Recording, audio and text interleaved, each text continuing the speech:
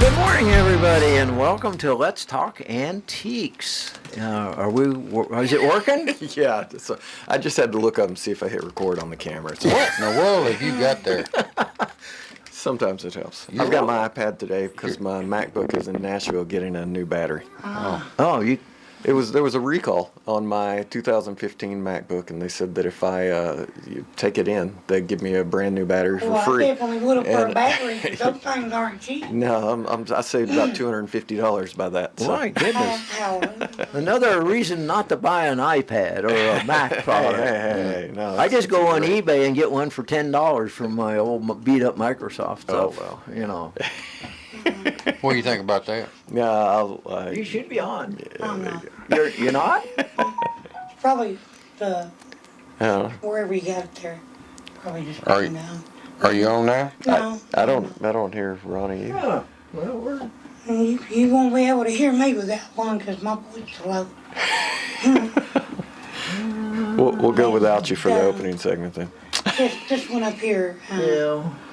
up there. No. Oh, it's in the hole. Okay. Yeah, where he's plugged in. Huh. Well, I don't know. Is the control Yeah, there's Yeah. on the board? Am I turned up on? Yeah, you're all Okay. turned on. That's the yeah. Okay, he's not using it. Oh well. Huh. Oh, we'll figure it out. We'll pick with it here. Yeah, we'll figure it out. There you go. There you go. Why You got is it- me? Why is that so loud? I'm up there now. There you go. Now how about That's good. That's good, Hal. A little more, and I'll push it back. Okay. Okay, there Whew. you go. Yeah, I guess it's just an old piece of, dirty equipment. Little equipment's equipment. Yeah. I mean, still. I don't know. stuff happens? Yeah. Yes. Did you notice that, huh? Well, what are we going to talk about today now that we got the technical issue Well, resolved? you ever heard of That was all we Winross? had. Have you ever heard of Winross? You know, they're the ones that make all those Toys. toy trucks and stuff. Like Baseful Casket, I think it's a Winross. I've got that Baseful Casket truck. But Winross, you know, they started in business in about 1963, didn't they? Something like that. Okay. Uh-huh. And so they're a big deal with model trucks, you know, Okay. that look just like the company trucks. Right. Okay. You know, they started out like everybody else using like cast rims, and they ended up with plastic rims. But Yeah. you know, some of this Winross stuff is expensive. And then you know what Bakelite is. Right. Kind of a early plastic. That is. Like those telephones. But you know what? Yeah. They didn't invent Bakelite to do the plastic to start with. It was to compete with shellac, wasn't it? Because of what materials they used to make shellac out of. Right. And so this guy who was already rich, one of these chemists, because Uh-huh. he invented photographic paper. Ah. So anyway, so he comes up with this two-part chemical, and it's a process, and then he come up with, like you said, Bakelite, a plastic. But It's boy, did that revolutionize Boy, America. Manufacturing, yeah. Yeah. Stuff, yeah. Everything of that stuff. Yeah. But anyway, we're going to talk about that, and then what is it? The 10 things. What was it? 10 things. The antique collectors are thankful for. Yeah. Yeah. We won't get to that. You Well, don't we're think? thankful for a lot of Can't stuff. have- Well, I three tell you things what. I on know that one list. of the 10 things that they left off. What's was that? Let's Talk Antique Show. Yeah, there you go. Yeah. Why? That should be on there. Everybody Well, yeah. should be thankful for Yeah. that. Right. Especially since we got good producers like There you, you go. Philip, and Howard. No better source. of Yeah, especially information. since Philip didn't tell us where to find us. I don't even know where are we, I Philip? think you will. Vaguely talked about that, didn't we? Really? No, Oh, that was we on the- We on were the on the previous- air then. The only thing we talked about was previous your show. battery. Okay. All right. So you're listening to us live, probably. Hopefully. On, 13, Live and loud. Do that Radio part. 1320, and you can catch us here every Wednesday morning at 9 o'clock. Are you we're sure it's Wednesday? Pretty sure it's Wednesday, and you can catch us tonight on channel 193 at 6 o'clock, and you can catch us also on Facebook and YouTube, and daily on LikeTube channel 6, All right. At 1:30. 1:30. They like you so well, Howard. They play you every day. It keeps the mice out of the studio. But on that Facebook thing, don't forget to like us and share us. Oh yeah, that makes a big The difference. more you share, the more it gets out there. And tell us about stuff that you have that that we talked about. If we hit something that you have a closet full of, Hey, tell us about it. Yeah, we can tell you where to sell it, can't we? Yeah, except David keeps wanting to buy it from me real cheap, and then turns around and sells it at exorbitant prices, and I'm getting poor, and he's getting rich. Hey, Howard. Like Yes, that sir. Honus Wagner ball I bought. from I you. know. What if somebody offers me 10,000? Do you want me to give you like extra 2 or 3,000? It'd be nice, but you won't.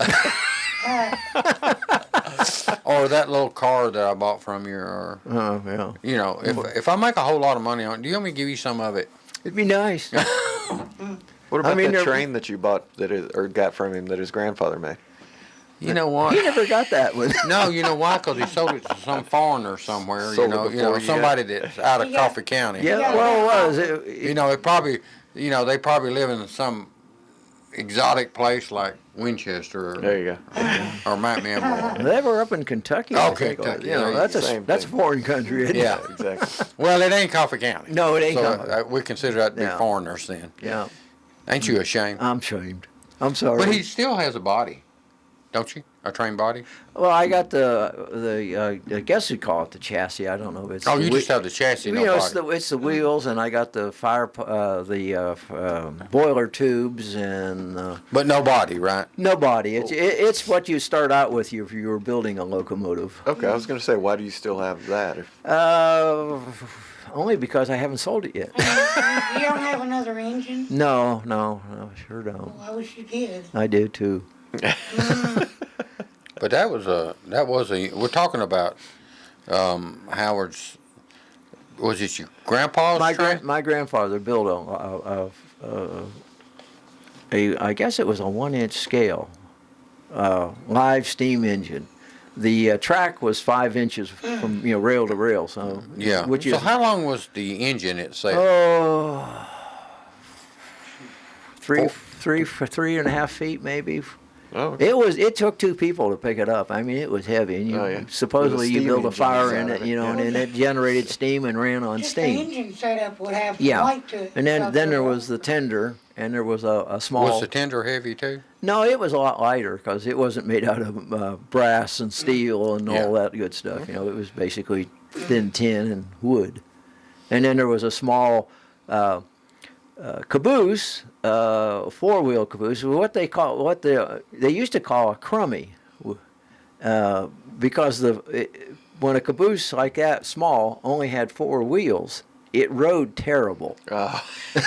Crummy, get it? Yeah. And if it had the what you see So it didn't the actually have dou- the trucks where it had like 4 wheels. no, to it just had like a axle. yeah, with right, a wheel right. on And each side. so I guess they used them on a lot of narrow gauge railroads, the small railroads, because of course when you're in the back of the railroad, train, it's pretty rough back there anyway. Apparently, Probably from so. what the brakeman used to say.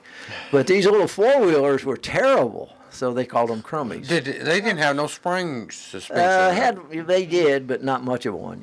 Not like the other ones. What you normally see. There's about 8 wheels. I guess 4 and 4. And Yeah. Yeah, I think so. Yeah. And they rode a lot better. Well, now, that was a reason for a caboose at one time. I mean. At one time, yeah. So tell the people why they had cabooses. Well, first of all, today we have modern technology, so we have all this electronic stuff that sends signals back and forth, radios and things like that. In the old days, the man that rode in the back of the train watched the train as it went around curves and stuff like that, so he could see if there was a hot box, in other words, bearings going out on a box car and starting to catch on fire because it was smoking or fire.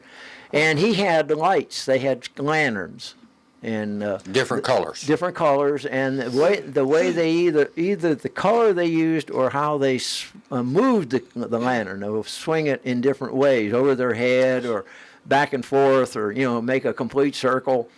That meant something to the engineer, and he would look when they were going around a turn.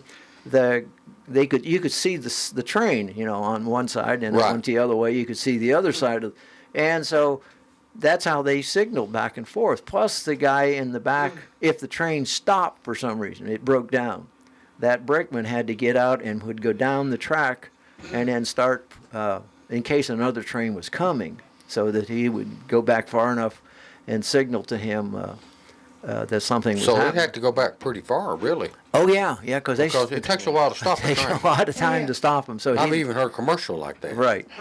They Yeah. probably didn't go as fast as they do now, though, too. Well, what was the average speed of a steam locomotive? Well, Not the 40 steam Depending on locomotive. where no, downhill. no. Well, no. Well, no. let's just say Level ground. yeah, level ground for No, the sake of argument. it depended. A freight train, and I'm not a railroad. Well, you're pretty good at it. A freight. You know train, what a turnaround is, so you got to know. Yeah, a freight train probably would go down depending on the type of train. There were locals and there were expresses, even in the freight business. If it was a express, and he would get the right of way, and they would switch the small locals off the track main line. I guess a freight train probably ran 50, 60 mile an hour, just like they do today. On a flat track, it could go as fast as 100, but average size unit would do 35 to 60. Yeah, and they would. There you Now, and in the So Ronnie Googled it. but the passenger trains now, the I guess you'd call them the mainline passenger trains. The had the right of way. Sure. Some of those would go 100 miles an hour or faster. That's amazing, Now, don't you think? the reason they could do that on steam locomotives, freight trains typically had smaller driver wheels. They might only be 4 feet, something like that. Tall? Tall. The ones that that ran the Right, actually. the actual driver wheels. It's just kind of like a gear. They were geared. Same as car tires. kind of like car tires. And whereas passenger engines, the ones that pulled the passenger cars, they had great big drivers, maybe 5, 6 feet, Really? and so they could go faster. Yeah. Because those wheels, Right. Otherwise, how they went around and around. So it depended on a lot of variables there, but Well, so 100 miles an hour, though, I mean, that's fast. yeah. I noticed, there's the railroad still runs in front of my house across the field. Yeah. I see them. They run probably about 15 miles an hour on that Yeah, track, well, 15 or 20. Yeah, and probably a lot of reasons for that. Well, I they think don't need to. For Well, one and thing. condition of the track, too, I guess. I don't know about safety or something. It looks the track. What I can see of the short line here, it looks like a well maintained track. Yeah. But you will notice it is a lighter weight rail. It is? Oh yeah, that's not real heavy rail. You get into the main line, big heavy, out west, CSX and all the rails are bigger. They're taller and they're thicker because those trains are hauling a lot more weight. Well, like the And- ones that come through Tullahoma. I mean, Yeah, they now- must be a mile long or something, or longer. Some of them are. And yeah. if They're you huge. went down there and looked at the rails that's on that main line going through Tullahoma, and then come over and look at the little short line that we have going through town here, the rails are smaller on this one, and that's another reason probably why. And then too, there's probably a thing about the faster you go, there's more likely of an accident. Yeah, there's also And- not arms. Oh yeah, signals. On the We signal. come down them through this, Right. block Like the roads on and Highway stuff. 55, So yeah. if that train came, and of course, typically a freight train when it would even today comes to a town, it slows down. There's a speed limit. They have Yeah. speed limits just like cars. And the brakes that they use on the modern one, after the Civil War, were invented by Westinghouse. Yeah, That's how he made his money. that's yeah. Oh, yeah, air Westinghouse brakes. air So, brakes. they're air. Yeah, interestingly, my grandfather that built that steam engine worked for Westinghouse Oh, did he? in Pittsburgh, and he loved railroads. That was his. He actually really wanted to be a railroad engineer. Now, why he never made it, I don't know. I don't know the full story. Probably because he had kids. You know, Well, Howard, they were kind of like Grandkids. the airplane pilots of the day. So, you know, they were. They were. That was a prestige job at one time. still is. Yeah. You ever seen a little kid yet that don't want to wave to a train? Oh yeah. Oh, yeah. Or a garbage truck. Yeah. Well, they're kind of cool. They're big and noisy, and they make a lot of they're kind of cool the way they operate those garbage trucks. But interestingly, you know, that the railroads were big. You know, now we don't think that much of them, but they.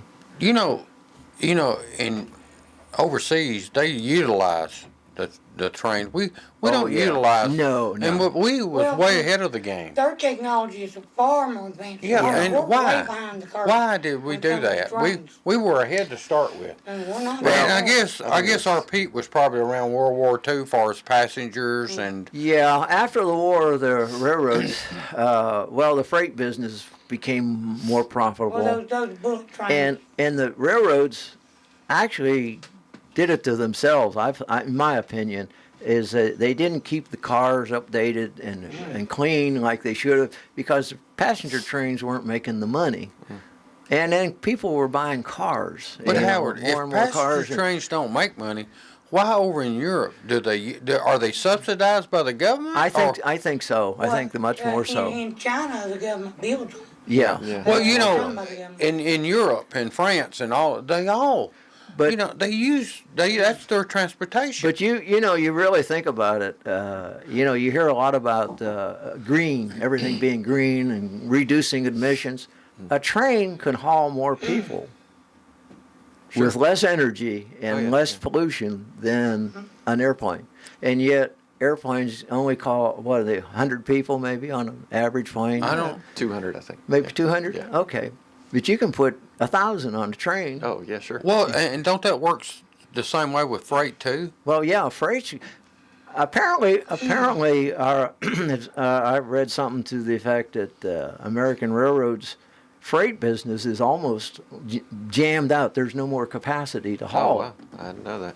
That is the most efficient means we have of Yeah. large amounts And when you you know, you don't notice it as much here, but the way the landscape is out west, if you're driving along the highway and a lot of times the railroad is parallel to you, Yeah, sure.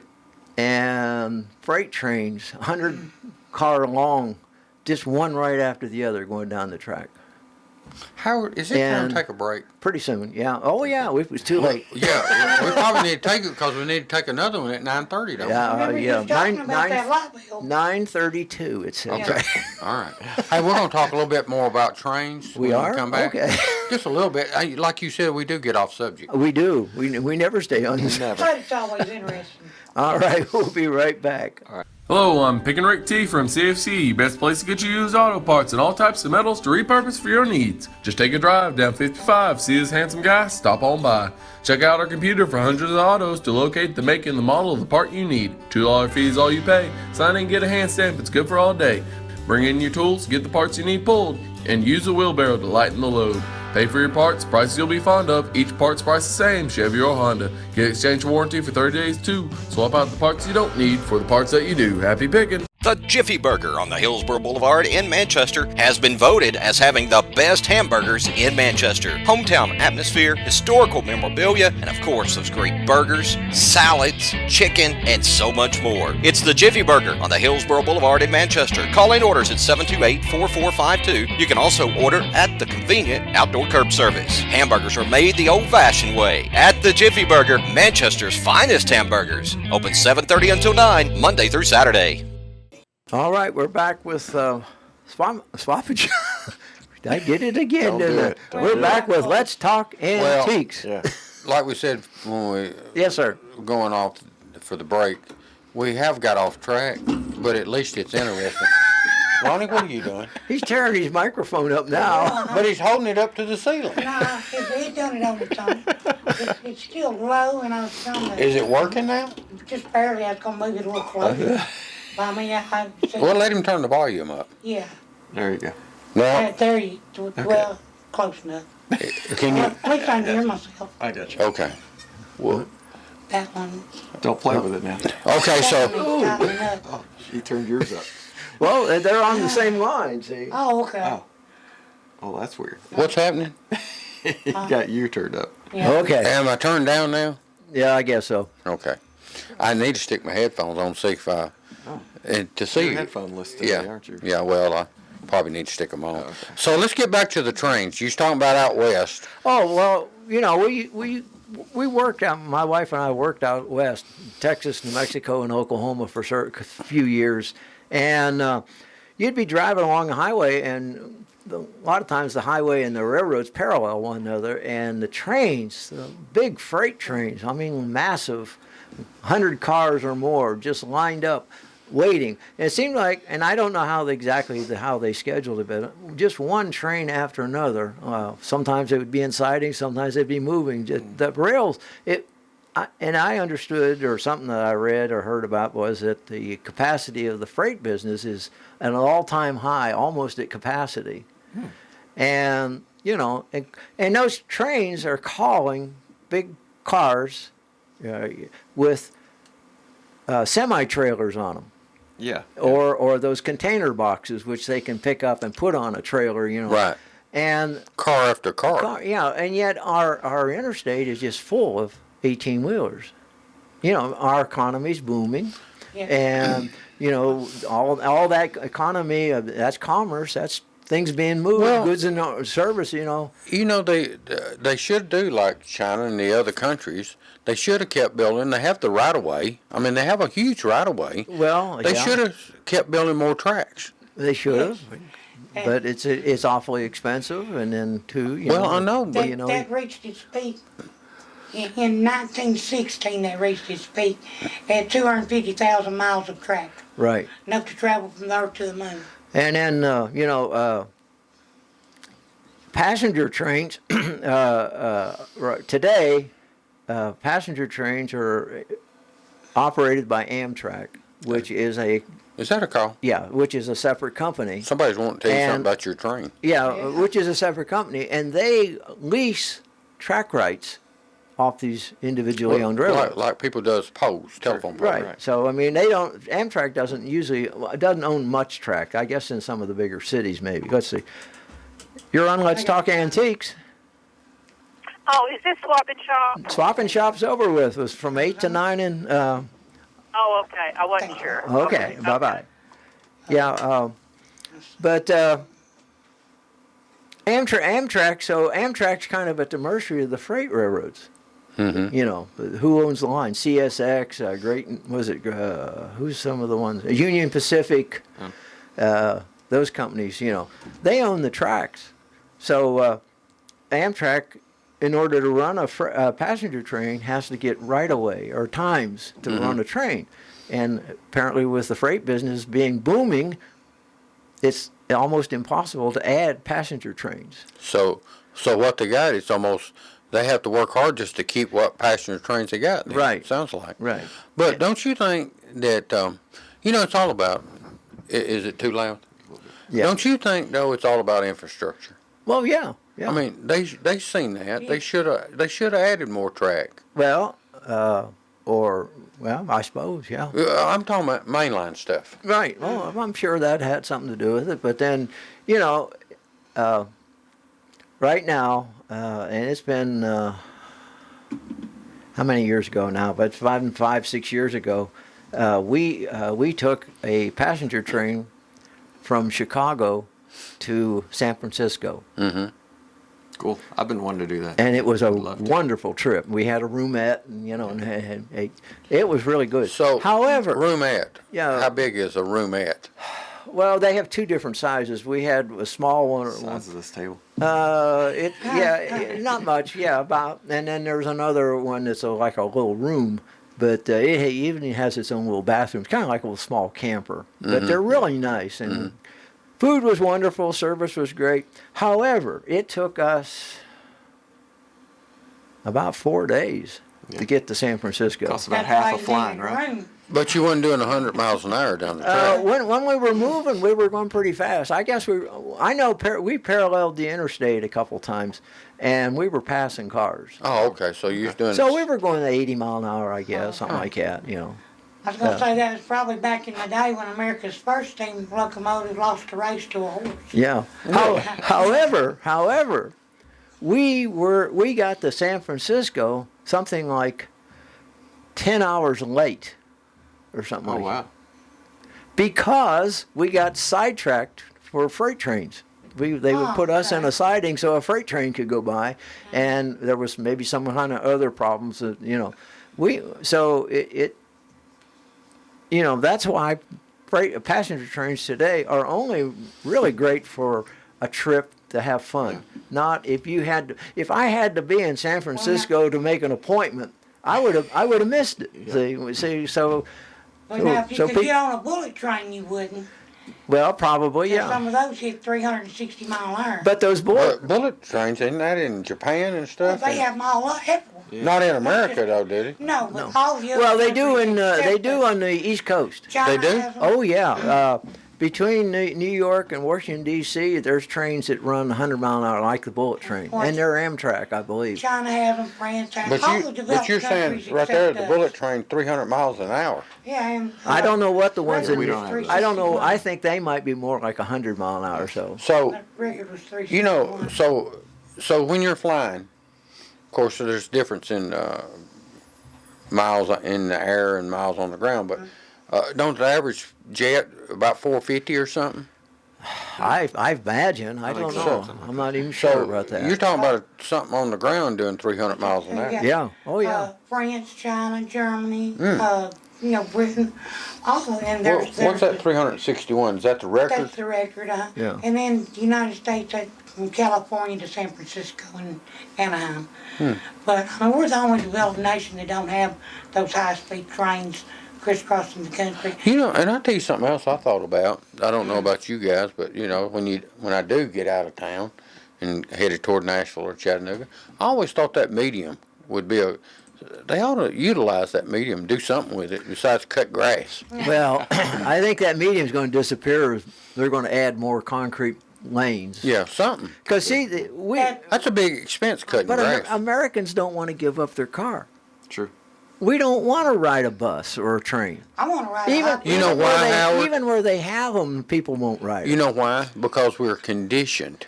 Had we been conditioned to ride the trains, we'd still be riding and trains. see, that's what's true of Europe, Yeah. specifically. They're conditioned. They're used to it, and they don't have the ownership thing.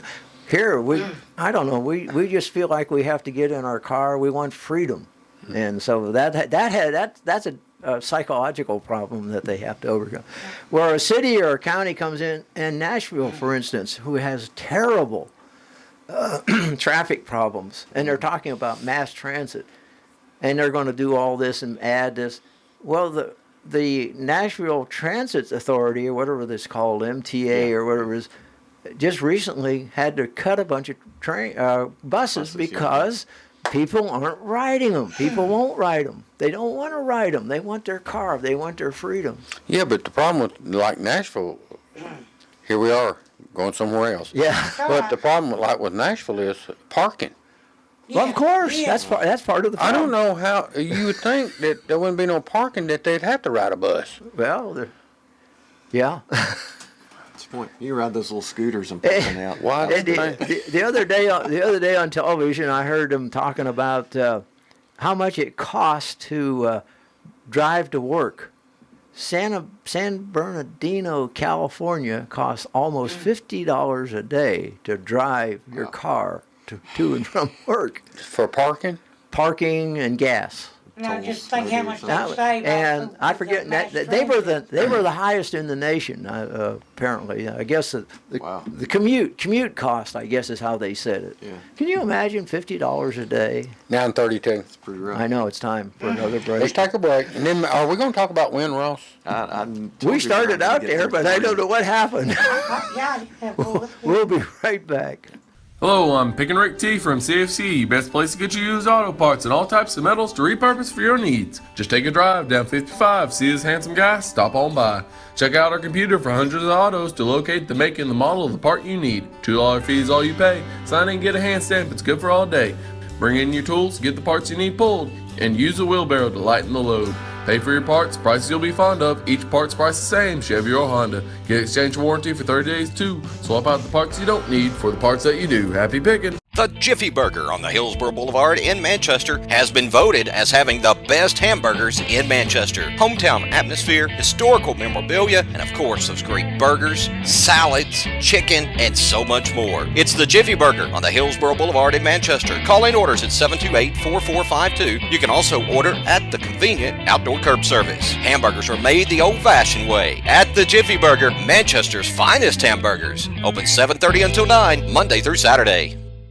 All right, we're back again, and Well, true to the tradition here, Howard. we're off the subject. No, we actually, to be halfway on the subject, we actually looked up some railroad stuff. Oh, we did? The highest dollar railroad stuff. Oh, okay. All right. I got a 1968 Central Pacific Railroad annual pass registered to... That's 1868. 1860, I'm sorry.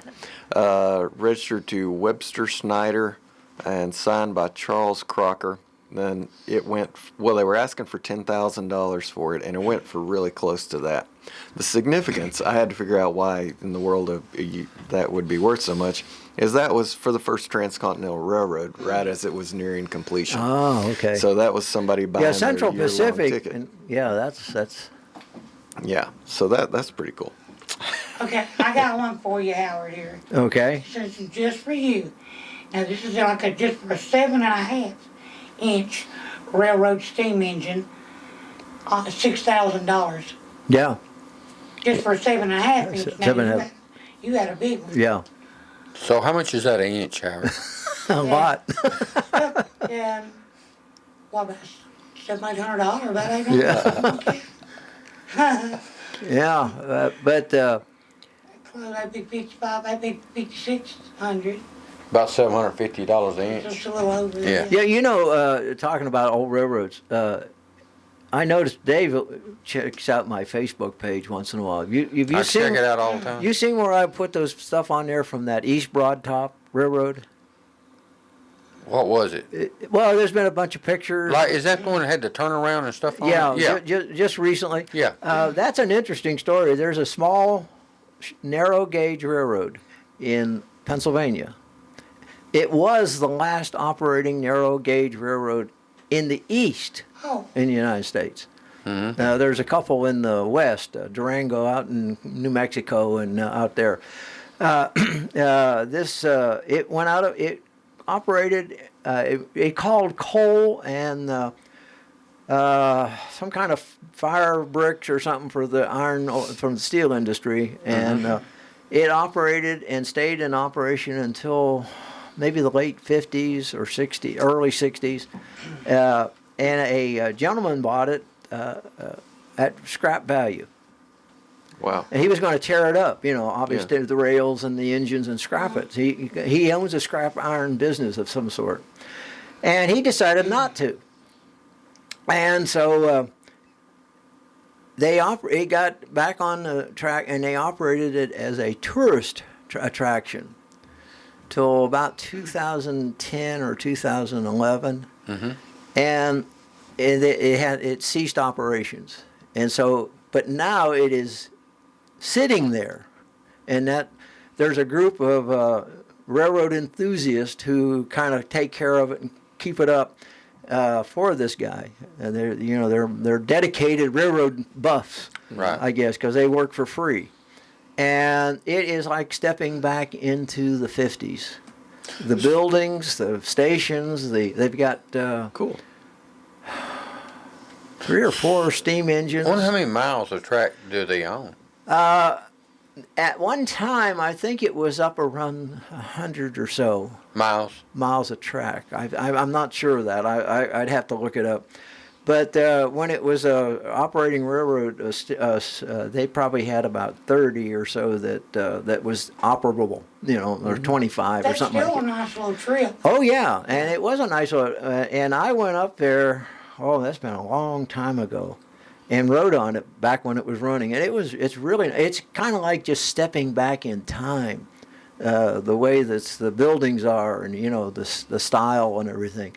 And it's just a shame that now it would take a lot of money to get it, because you got those steam engines. I think one of them and I'm not 100% sure of this, but I think one of them is still certified to operate. The other 2 or 3 would have to be gone through and recertified because they're boilers. That's amazing, though, that there's still steam engines around, especially one that'll run. Oh yeah, yeah. They'll probably all run. But now you go out west, you got the Silverton and the Durango out there. Are they steam? Yeah, they're steam. They're narrow gauge, and they run up in the mountains. They're beautiful run, up in the mountains, and so you can go on those. Oh, and there's a How they heat the boilers, Howard? coal. Coal. Yeah.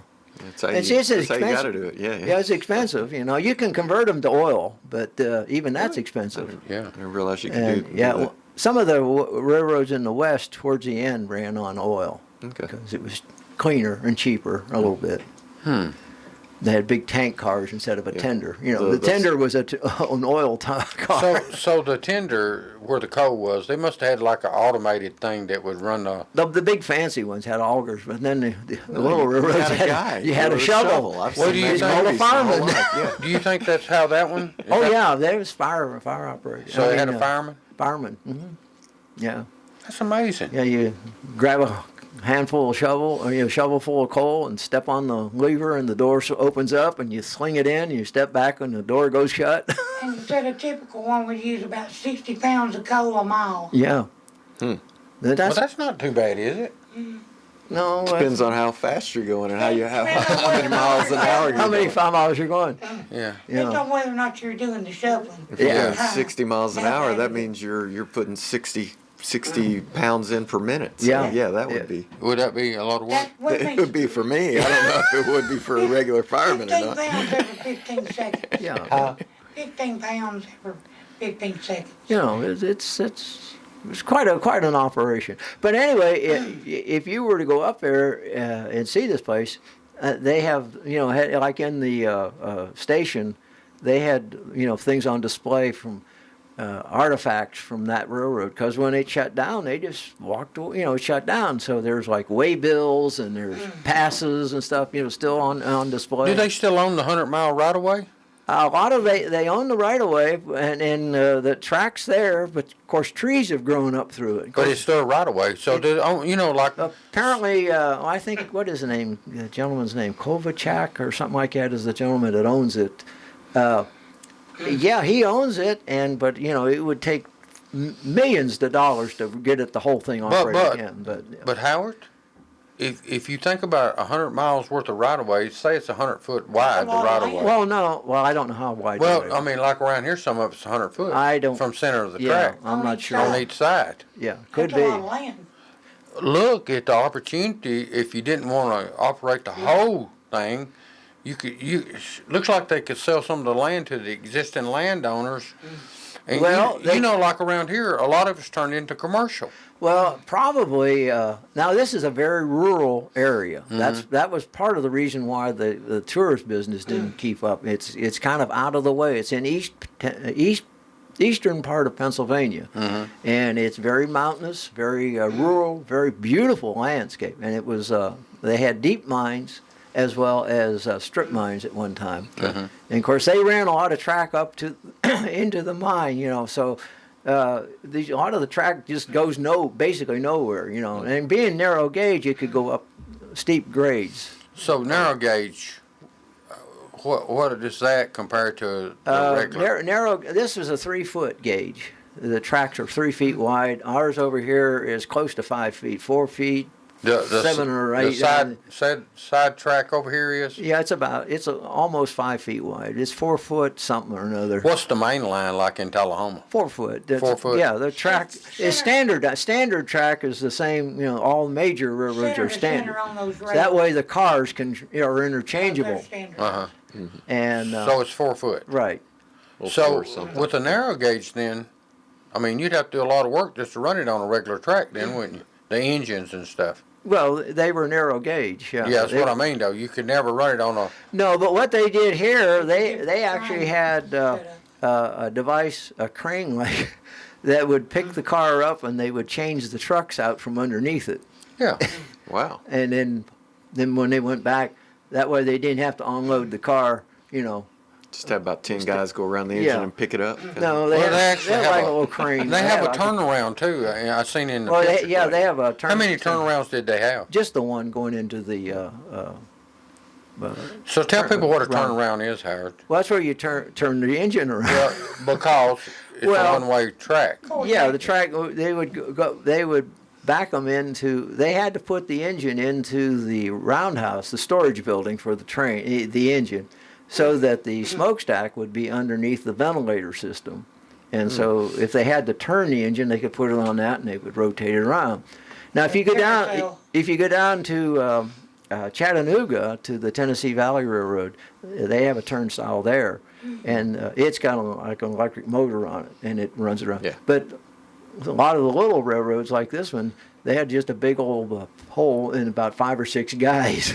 But it must have been geared good. It was well lubricated and balanced. There's a train in Copper Hill, Tennessee that Yeah. does an excursion trip. that I've Yeah, been there's meaning one to over take there the now. I kids think up that's. on. I think the Tennessee Valley Railroad and them are related somehow or another. Okay. But that's another great. But that's standard gauge track, I believe. Is it? Okay. I believe so. I've been meaning to take the kids out. Yeah, over you'd there, like so. that. That'd be a good one.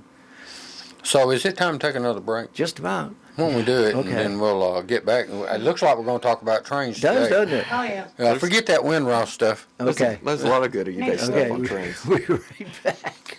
Hello, I'm Pick and Rick T from CFC, best place to get you used auto parts and all types of metals to repurpose for your needs. Just take a drive down 55, see this handsome guy, stop on by. Check out our computer for hundreds of autos to locate the make and the model of the part you need. $2 fee is all you pay. Sign in and get a hand stamp, it's good for all day. Bring in your tools, get the parts you need pulled, and use a wheelbarrow to lighten the load. Pay for your parts, prices you'll be fond of. Each part's price the same, Chevy or Honda. Get exchange warranty for 30 days too. Swap out the parts you don't need for the parts that you do. Happy picking! The Jiffy Burger on the Hillsborough Boulevard in Manchester has been voted as having the best hamburgers in Manchester. Hometown atmosphere, historical memorabilia, and of course those great burgers, salads, chicken, and so much more. It's the Jiffy Burger on the Hillsborough Boulevard in Manchester. Call in orders at 728-4452. You can also order at the convenient outdoor curb service. Hamburgers are made the old-fashioned way at the Jiffy Burger, Manchester's finest hamburgers. Open 7:30 until 9, Monday through Saturday.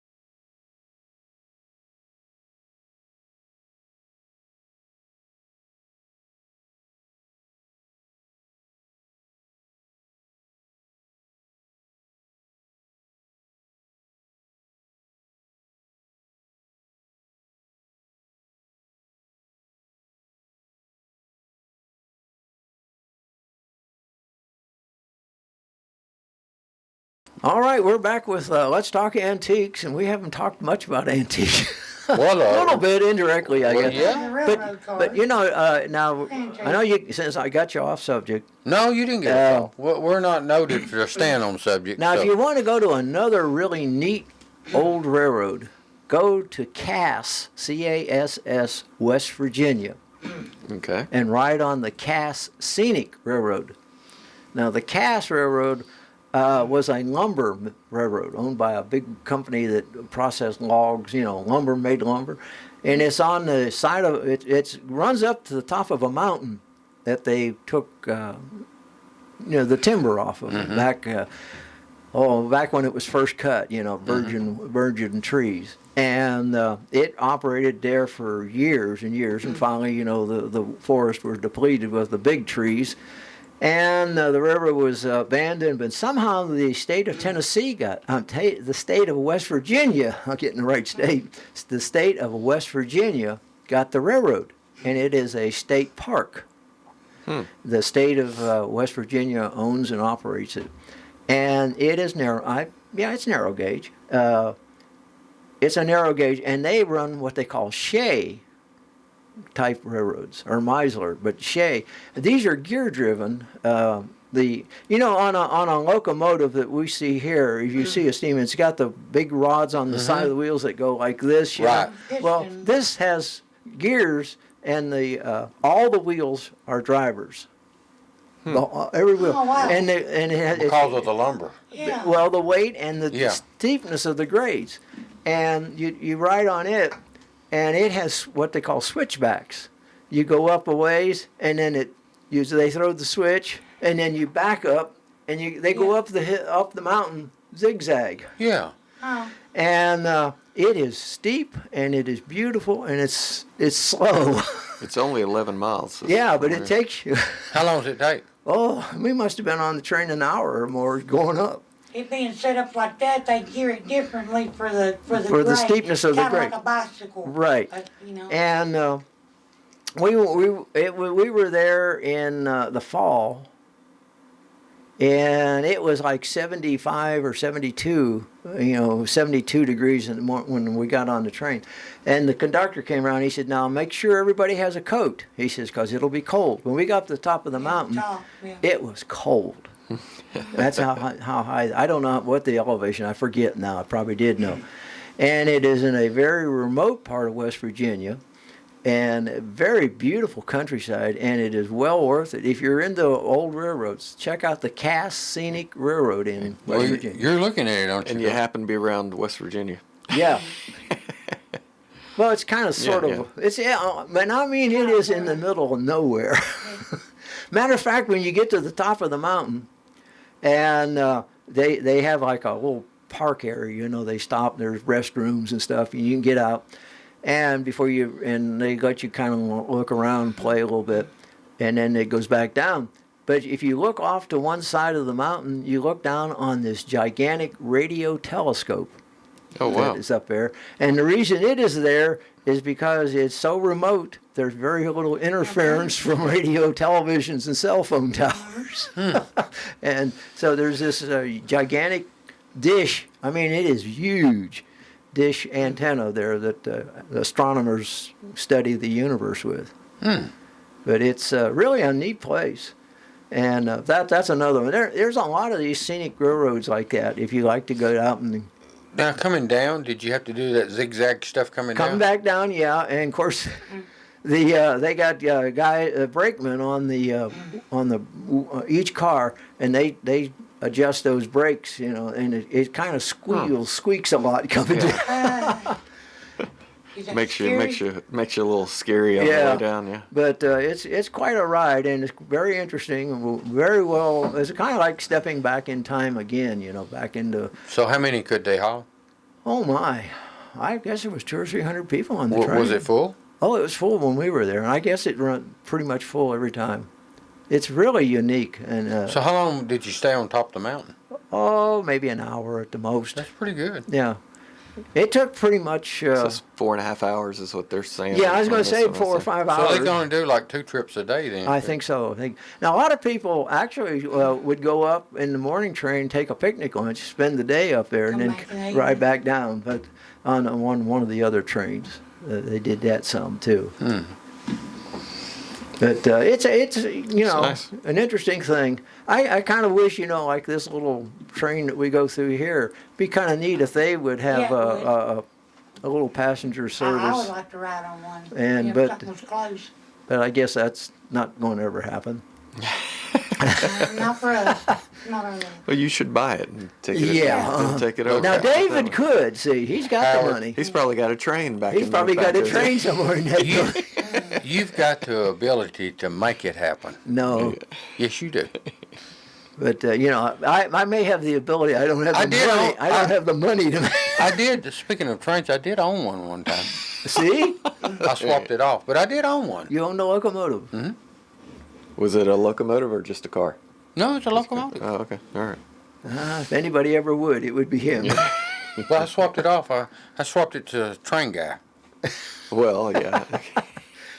So anyway, we pretty well killed this program. So what else you want to talk about? Well, how much time we got left? Let's at least tell them some value. About 4.5 minutes. Oh, well, okay. Tell them about that right there, Ronnie. Okay, now this is If you was to have one of these. a baggage cart wagon, that they used to carry the baggage Yeah. back and forth. At the depot. At the depot. At the depot, $3,500. Wow. You so- got one of One them? bill. No, I wish I did. So that must have been a good buy. You got them all over. You know, I got a. I got one, Howard.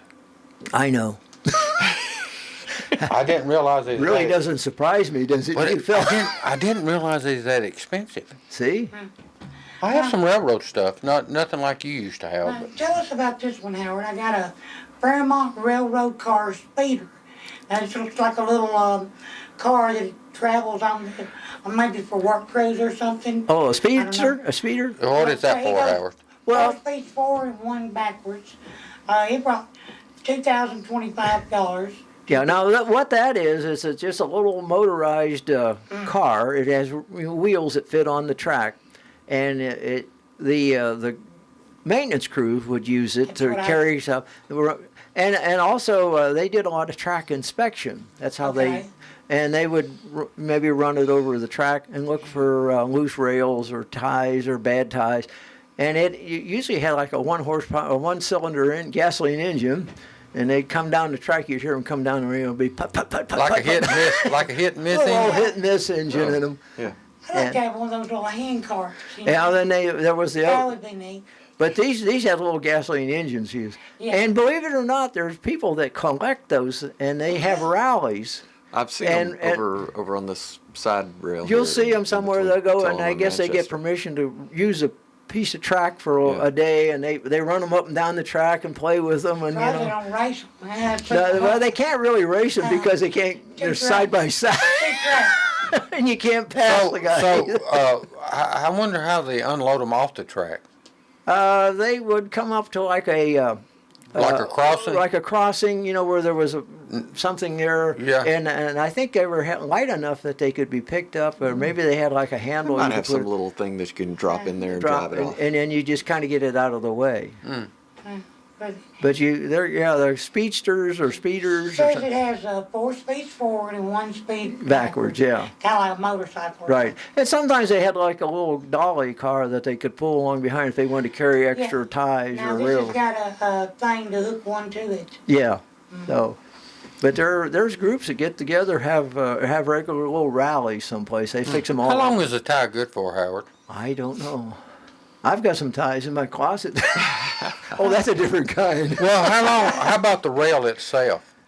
The track. Well, again, Well, does it pretty well stay forever until they damage it? until they damage it some way, and I'd say they. weather conditions. Yeah, and weather- usage. Does it wear? Oh you yeah, know, it wears it- because that's so- steel on steel. And then the old, especially in the steam engines, those the way that cylinder came around, that would pound on the rail.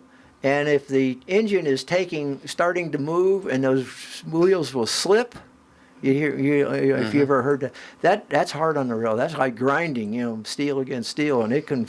Don't it do something to the wheels It too? does too. Yeah, both of them. See. Mm-hmm. Now the steel wheel had a rim on it, and they would replace the outer rim every once in a while. Mm-hmm. But the rail, You just have to change the you rail. have to change rails eventually. Could ruin them. Well, so they tried their best not to slip when Right. they started. That was real.